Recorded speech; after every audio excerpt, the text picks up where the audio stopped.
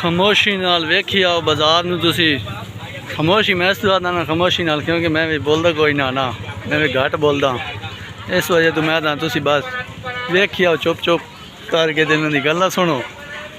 सही है, एक वो आखदे खले कि जल्दी जल्दी आओ, सही है।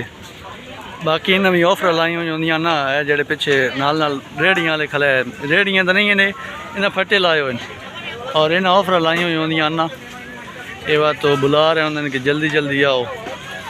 ये गल ज़्यादातर करे ने खले होंगे कि भाई साढ़े कोल भी आओ, जिस तरह अपने कोल ला के खलोते होंगे तो वो ये आवाज़ ला रहे होंगे कि साथ रहो, इस तरीके दे नाले भी ना आवाज़ ला रहे होंगे।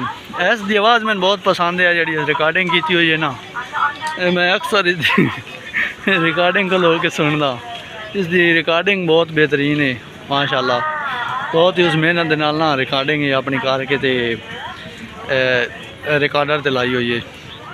ये वाली जी उस रिकॉर्डिंग की हुई है ना, बहुत रिकॉर्डिंग बेहतरीन तरीके दे नाल उस करके लाई हुई।